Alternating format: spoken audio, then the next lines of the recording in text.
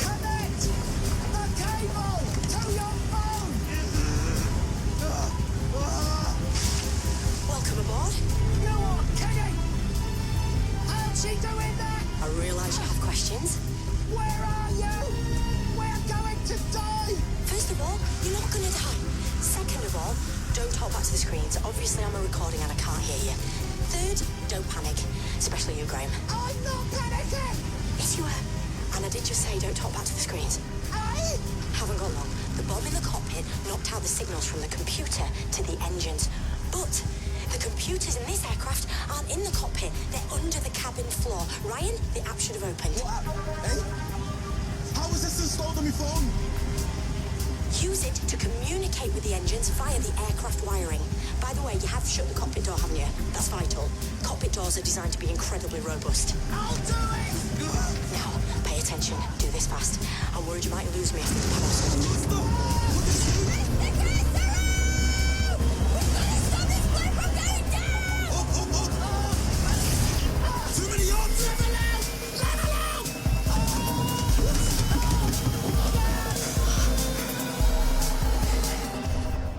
Section 1. Ups and Downs. Perhaps Spyfall Part 2 was always destined to disappoint Doctor Who's viewers. Maybe, after the remarkable highs attained by its inventive predecessor, the Series 12 premiere no less, the need to tie up so many loose ends means that writer Chris Chibnall can't top himself, especially given the slam-bang revelation that the Doctor's longtime nemesis The Master, played by Sacha Dhawan, is alive despite being killed, seemingly for good, in the Series 10 finale, titled The Doctor Falls, and written by then-showrunner Stephen Moffat.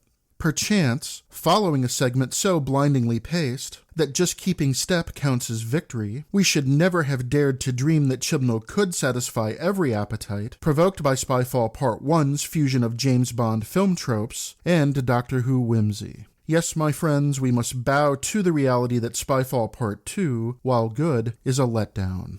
This response is surely my own fault. After all, while watching and reviewing Spyfall Part 1, I ignored the niggling political implications of casting two actors of color, namely Sacha Dhawan and Sir Lenny Henry, as that episode's world historical villains, just as I neglected to mention that Part 1's extraterrestrial threat receives so little development that its design, as a gang of pure light creatures, remains this species' most notable aspect.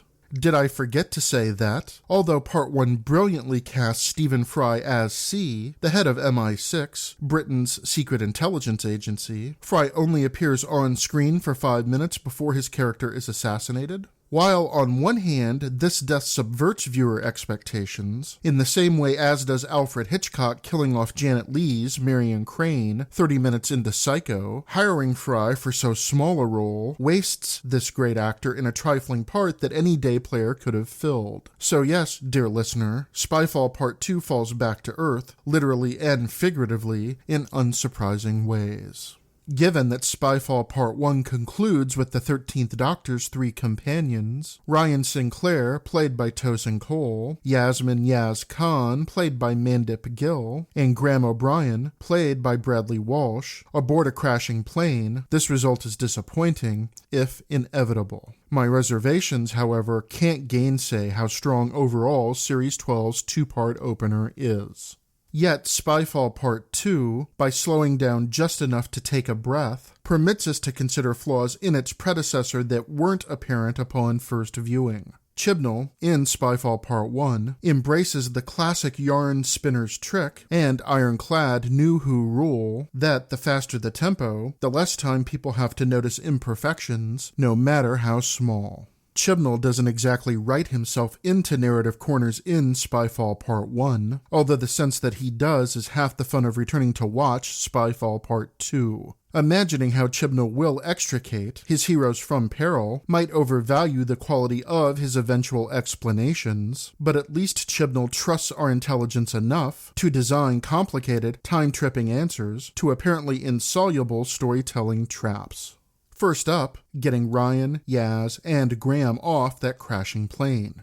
This scene, with all 3 companions screaming in fright, effectively suggests the raw terror that such a scenario would provoke. Luckily for them, and for us, Ryan notices little plaques left behind, or is that ahead, by the absent doctor directing him to connect his smartphone into the plane's computer system, an action that permits Ryan, much to his, Yaz's, and Graham's surprise, to land the aircraft. This clever, if absurd, solution proves that Chibnall knows how writing Doctor Who as a James Bond action extravaganza requires him to hug nonsense so tightly to his authorial bosom that no one, not Chibnall, not his characters, and certainly not his viewers, can claim to take these events earnestly, much less seriously, while watching them. Why, after all, diminish the fun by letting reality intrude? Preposterous as this opening sequence may be, Spyfall Part 2 doesn't wallow in impossibility for long, even if finding the Doctor inside a bizarre forest of tree-like ganglia pushes the boundaries of believability to the breaking point. This murky, hazy space seems threatening precisely because its elements and boundaries remain undefined. Although the stick-like trunks conducting light pulses skyward make this forest spooky even by New Who's standards. The Doctor has little time to contemplate her surroundings before stumbling upon a nattily-dressed woman named Ada, played by Sylvie Briggs, who claims to retreat to this realm whenever her body experiences paralysis. Ada's clothes are old-fashioned, while her description of the forest suggests that the Doctor does, in fact, inhabit this woman's mind, with the trees being, in reality, nerves pulsing with the energy of Ada's thoughts.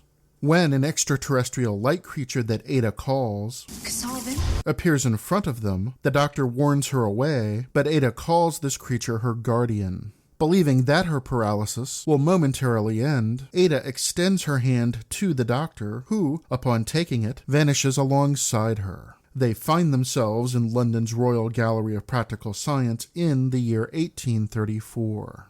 The Doctor, happy to see this pre-Victorian exposition full of wondrous, steam-powered devices, is bowled over to meet polymath Charles Babbage, played by Mark Dexter, who proudly displays an ornate, beautiful, and complicated calculating machine that he calls the difference engine. The Doctor is even more astounded to realize that Ada is, in fact, Ada Lovelace, née Gordon, the daughter of renowned mathematician Annabella Milbank and legendary poet George Gordon, Lord Byron, and a woman who is, according to the Doctor, one of the great minds of 19th century England.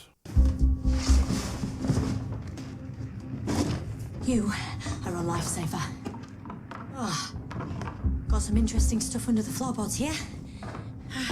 Wireless radio equipment. As issued by the British Special Operations Executive. Very distinct. Very large and very difficult to hide. You're not Parisian. You're a British spy. I know that face. Codename Madeline. Real name Noor Inayat Khan. First female wireless operator to be dropped behind enemy lines. Very nice to meet you. I'm not where I wanted to be, but I can work with this. Ada, wait till you hear about Noor. She's as impressive as you. You grabbing my hand must have thrown us off course. Spat us out here. I should like to come out from the floor now. Oh, Who are you? How do you know so much about me? And why are you both wearing such strange clothes? That soldier's voice. He was in the Adelaide Gallery. How can he be here? he's in league with the Kazavan. Those creatures of light. I'd hoped to get back to their home dimension where we met, and then to the 21st century. But we ended up here instead, which is, you know, 19th century to 20th. It's progress. But the Master tracked me down, and now he wants me dead, whereas I am a big fan of being alive. Ada, are you all right? I've always wanted to return to Paris. It's not at its best. Nightly bombing raids, millions dead. They promised us war at this scale would never happen again. And yet, here we are. This isn't the first time. Who are you people? We're your allies, I promise. This is the future. A world on fire. These are the dark times, but they don't sustain. Darkness never sustains, even though sometimes it feels like it might. Section 2. Ins and Outs. This entire sequence, complete with a visit from the Master, who shrinks several people into small dolls, using a trick from classic Who known as tissue compression, returns New Who to the franchise's roots as children's educational programming, meant to teach history to young viewers while taking them on trips through space and time. Just as Series 11's third episode, Rosa, brings Rosa Parks to vibrant life, Chibnall here reclaims Who's pedagogical mandate by having the Doctor relate Ada's status as perhaps the British Empire's first computer programmer. Lovelace is clearly Babbage's equal in intellect and his better in temperament, so full marks to Chibnall for highlighting Ada's significance. The Doctor, not wishing to linger in 1834 after the Master's attack, devises a way to return to 2020 but, thanks to Ada's determination to tag along, transports them only as far as Paris, France in the year 1943. Here, the City of Lights suffers Nazi occupation and nightly bombing runs, leaving the Doctor and Ada momentarily helpless as Schutzstaffel, better known as SS, jeeps patrol the streets. Chibnall once again engineers an extraordinary narrative coincidence by having them quickly cross paths with Noor Inayat Khan, played by Aurora Marion, helpfully described by the Doctor as First female wireless operator to be dropped behind enemy lines. Yes, Noor is a spy for Great Britain's Special Operations Executive who secretly transmits information about Nazi movements to her London superiors, including two important but little-known female historical figures in one episode, may lead us to wonder if Chibnall found his plot in the 2-for-1 bin at Writers R Us. But no matter how or why he incorporates these actual people into Doctor Who's fictional setting, at this point those nagging, niggling political implications begin to surface. Sylvie Briggs and Aurora Marion play their roles with the grace, gusto, and guts befitting such extraordinary women, but, like the Kasavan, they are less full-blooded characters than narrative props that Chibnall chooses to salute in shorthand rather than dramatize in detail. Spyfall Part 2 tells more than it shows their formidable presence, so shoehorning Ada and Noor into this installment's already packed storyline forces them to exist as pencil sketches, not oil portraits. Despite the great service Chibnall does by integrating both women into Doctor Who's Series 12 premiere, he diminishes them, unintentionally it seems, just as their stories get going. When the Master arrives, masquerading as a Nazi officer who hunts French resistance spies throughout Paris, Spyfall Part 2 stops being the fun romp through the decades that it could and should be. No amount of Bondian homages, tropes, and gags can overcome the sight of the Master commanding an SS squadron in regalia that demonstrates costume designer Ray Holman's commitment to period authenticity. If only Chibnall had considered, or perhaps reconsidered, the propriety of making his incarnation of the Master, played by an English actor of Punjabi descent, into one of Hitler's acolytes, then this creative choice's bad flavor might taste less bitter. Jodie Whittaker and Sacha Dhawan play their characters' interaction with the same crackling energy that Spyfall Part 1's final scenes promise, thereby equaling the various Doctor-Master pairings we've seen throughout New Who. The problem, as always, is not the cast's acting, but the scene's writing. Chibnall and director Lee Haven Jones have the Doctor and the Master stalk one another around an Eiffel Tower platform like prize fighters aching to pulverize their opponent, with their verbal accusations battering each other as effectively as any body blow. Yet the Doctor's solution to the quandary the Master creates when his SS squad arrives to arrest her is to disable the perception filter he uses to mask his actual appearance, that of a brown-skinned, brown-eyed man, in favor of the Aryan type favored by his Nazi compatriots. By doing so, Chibnall deepens the troubling implications of having this or any character of color impersonate a Nazi. Since Chibnall could have dropped the Doctor and Ada at any point in human history, why choose World War II?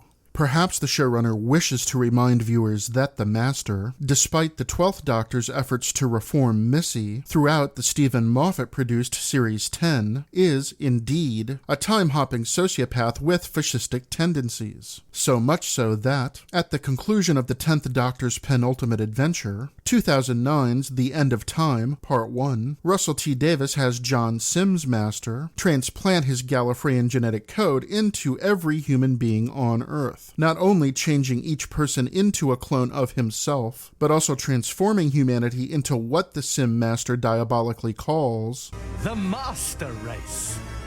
This sick joke lands as precisely that, a terrible spectacle that Sim plays for all it's worth in 2010's The End of Time Part 2, and that nauseates Tennant's Doctor as much as we viewers. The fact that Sim, a white Englishman, sees his dark hair bleached blonde drives this point home without letting the character, the writer, or the audience off the political hook.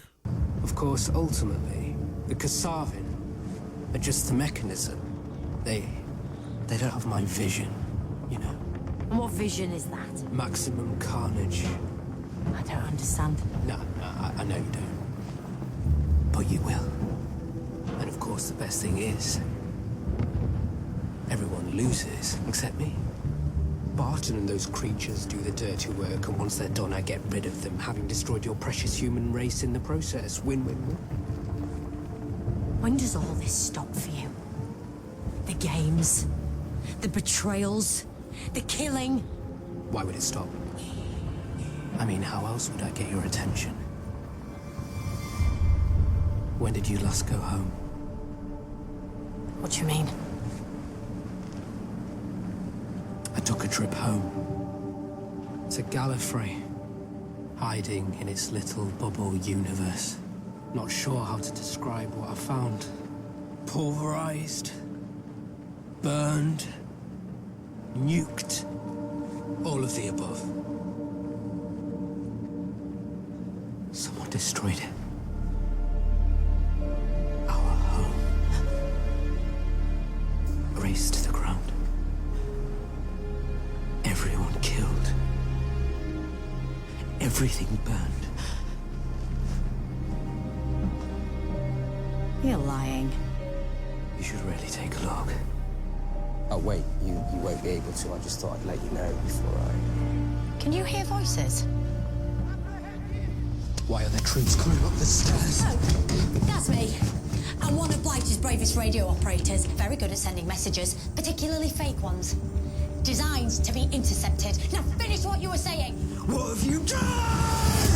Sent a message to the Brits, telling them how valuable you've been as a double agent. Sending Nazi information to the British. Facial perception filter. Very easy to jam. Now they'll see the real you. Good luck.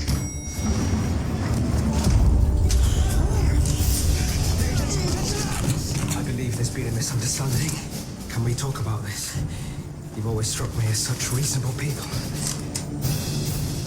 Section 3. Peaks and Valleys. The most charitable possible reading of Chibnall casting the Dewan Master as a Nazi officer is that, as showrunner, Chibnall wishes to acknowledge the character's terrible history when, in fact, this choice becomes a terrible historical perversion of Chibnall's own making. As the Doctor shuts off the Master's perception filter, she says, Now they'll see the real you. Good luck. which only highlights how Chibnall makes the major villains of Series 12's two-part opening adventure not merely men of color, but men of color who revel in their villainy to control, to oppress, and to kill everyone around them. No doubt these concerns will be accused of reading too much into Chibnall's commentary on fascism's overwhelming power to capture the loyalties of even the people it subjugates, but such a response gives sympathy to the wrong party. Despite my general admiration for his New Who writing, even before becoming showrunner, Chibnall makes a nearly fatal error here that only serves to draw attention to how his and the franchise's treatment of non-white characters is, at best, troubling despite their creators' best intentions. Nicole Hill, in her insightful January 17, 2020, Den of Geek article titled Doctor Who and the Complications of Colorblind Casting, states this case better than anyone else, with the following comment precisely analyzing the problem. Hill writes, quote, "From casting more diversely without thinking about how those diverse identities affect the character and story, to killing off characters with marginalized identity in the service of white, male character development, Doctor Who is making a lot of the same missteps that we see throughout the current era of storytelling," unquote. Hill particularly objects to the Dewan Master's Nazi disguise, as well as to Daniel Barton's heartless execution of his own mother. In the first instance, Hill puts the matter this way, quote, "The show one-ups itself and has the Doctor, a blonde white woman, unmask the Master, a brown man, to the fucking Nazis. Somehow he survives that, instead of being shot on the spot, which does not absolve the Doctor or actually make sense. Again, this feels like an unnecessary narrative choice made without any thought to the racial dynamics at play, or how diverse viewers might experience it. The Doctor could have just as easily outplayed the Master in another way, as his decision to moonlight as a Nazi is not given much narrative weight," unquote. Yes, indeed, particularly since Spyfall Part 2's layover in 1943 Paris, despite the serious issues in play, generates the same feeling of light, pseudo-travelogue fun that every James Bond film indulges. Chibnall, indeed, doesn't consider these issues seriously enough, or as serious enough, to make the Dewan Master as Nazi subplot anything beyond a regrettable interlude in an outing that calls into question Part 1's overall fineness. In the second instance, Hill notes how pernicious it is to see Daniel Barton, in the person of Sir Lenny Henry, zip-tie his nameless black mother, played by Blanche Williams, to a chair and then allow the Kasavan to murder her for never having supported or complimented his success. Since this scene is the single time we see this character, credited only as Barton's mother, in either half of Series 12's two-part premiere, Hill is correct to say, quote, "It should have been clearly established that Barton had a tumultuous relationship with his mother and given narrative value outside of establishing just how cutthroat Barton appears to be.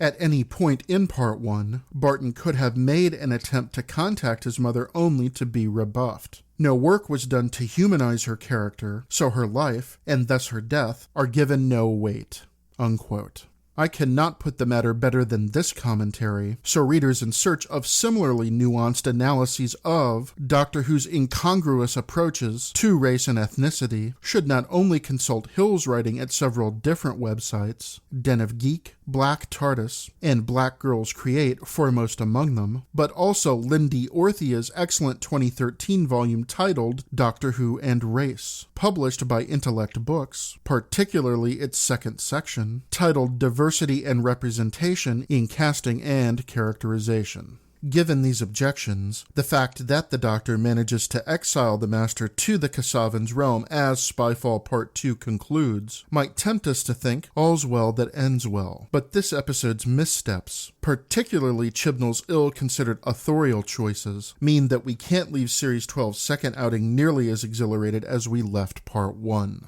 Despite its quality, despite director Lee Haven Jones's good work, and despite the cast's and crew's continued excellence, Spyfall Part 2 disappoints just enough to become emblematic of both Chibnall's time as showrunner and, for good measure, the entire Who franchise. When they achieve dramatic highs, they're astonishing, but when they dip low, those depths are, to say the least, disturbing. And yet, warts and all, I admire Spyfall Part 2 enough to look forward to future outings.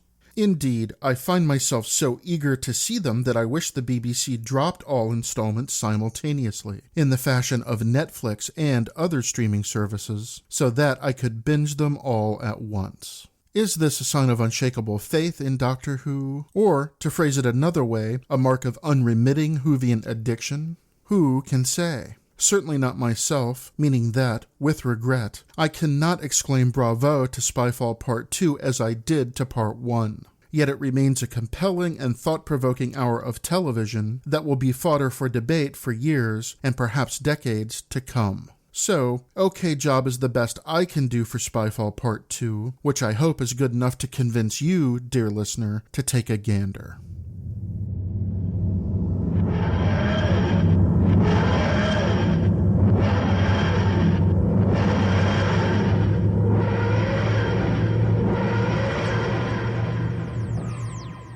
This Spyfall Part 2 review includes an endnotes section, but for brevity's sake, I won't repeat its 3 notes here. Please read Falling Spies on the digital device of your choice to see these entries and to access the hyperlinks embedded in them.